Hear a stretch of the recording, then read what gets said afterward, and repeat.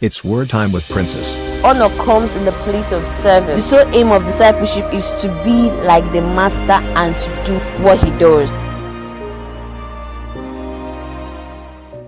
Good evening, guys. Welcome to Word Time with Princess. Today we're looking at the fourth code of discipleship, that is stewardship. Stewardship. Luke 16 from verse 1 to 2. And he said also unto his disciples, there was a certain rich man which had a steward, and the same was accused unto him that he had wasted his goods. 2. And he called him and said unto him, how is it that I hear this of thee? Give an account of thy stewardship, for thou mayest be no longer steward. I need you to understand that stewardship is a vital code every disciple should be acquainted with. It's something that every disciple should be familiar with. You are working in an organization, an institution, or you're working for somebody as a manager, to be precise. So you should be used to this, particular code. A steward is a manager of another's property and financial affairs. He has the power to act on behalf of the person that puts him as a steward. So a steward is a manager who is in charge of the properties of his boss. So Jesus gave a parable of a rich man who traveled to a far country, leaving responsibilities to his managers. Now, when I talk about steward, or who a steward is, I'm actually talking about a manager, someone that takes care of the day-to-day activities of a particular organization or institution. So, manager is not just in the aspect of ministry. Okay, it's not about pastors, and it's not really all about that. Manager works in order, like music. You're a music minister, you have a manager. A comedian, also has a manager. So that's actually the aspect. So he left the country and then entrusted his goods, his properties to his manager. And he wasted it, maybe because he wasn't really up to the task, or he didn't know what that position really entails. So the position of a manager has a lot of responsibilities. It has a lot of things it entails. So before you actually say I am your manager, or I am managing you, or you should know what you're going into and know how to take responsibilities and handle issues when they come. All right. A steward is a caretaker of another person's property. He is not the owner, but he has the right to act on behalf of the owner in all things.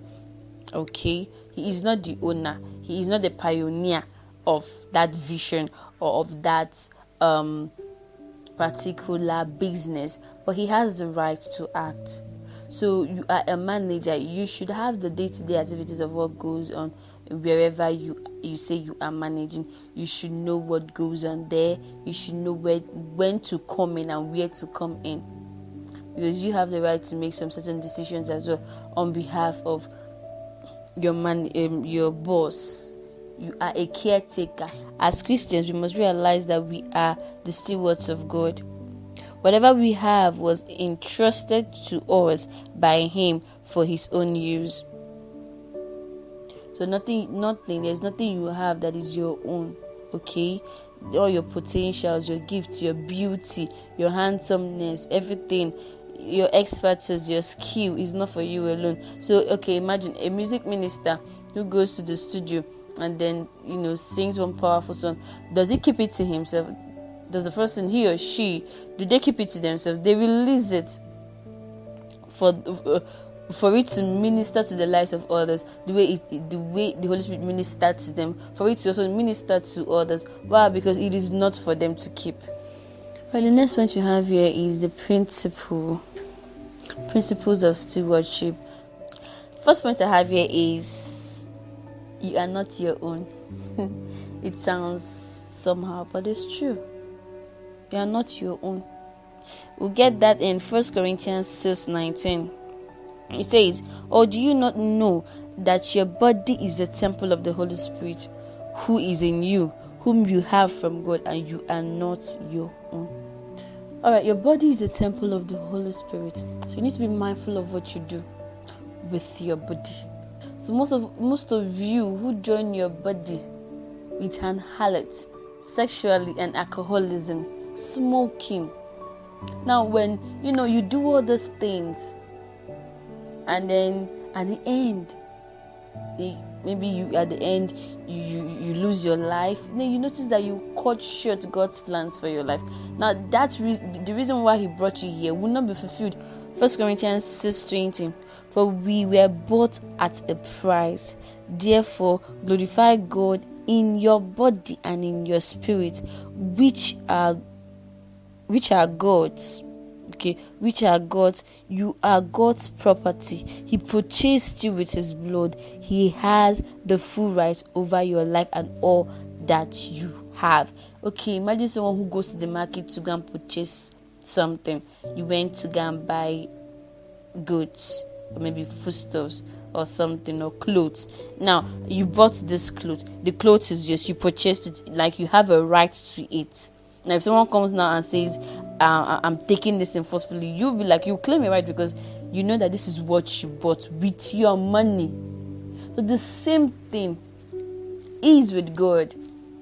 He purchased you with His blood, so you are His own, no matter how we want to look at it. So you need to be careful. You need to glorify God with your body. What the Apostle told us, to present our body a living sacrifice, holy and acceptable, which is our reasonable service. So He told us to present our body holy. We should be pure. One. The last point I have here is, you came here with nothing and you will leave with nothing. 1 Timothy 6:7, for we brought nothing into this world, and it is certain we can carry nothing out. Every steward knows that he brought nothing into this world, and he will leave with nothing when he dies. Every steward knows that he came with nothing. Okay, imagine in an organization you were employed. When you were coming in, maybe the only thing you came with was your CV. Those are your papers, nothing else. So when you start maybe misbehaving or looking for things to do, and then they fire you, you will still go with nothing. Then if you think maybe you've acquired everything within the space of how many months or weeks, those things that you got from deception, it will finish. You will still be left with nothing. So we need to make these things right. It doesn't matter what you have acquired, you are living here with nothing. Everything you have, you received. 1 Corinthians 4:7. For who makes you differ from another? And what do you have that you did not receive? Now, if you did indeed receive it, why do you boast as if you have not received it? Now, if you did indeed receive it, why do you boast as if you had not received it? Why are you boastful? Why are you proud?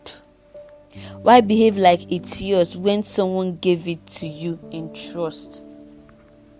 Someone will leave his organization for you, his studio for you, his company for you, and in trust, in belief that this person will do well, this person can carry out this task, and then you turn out to be boastful, you turn out to be proud, you turn out to be insulting to the client, maybe to the people that came there to get something or to buy goods.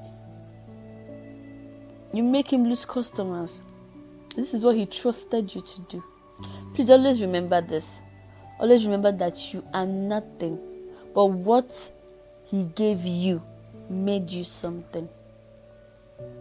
What God gave you is what made you who you are today. The connections He brought your way is what made you who you are today. So just remember that, and don't be too proud.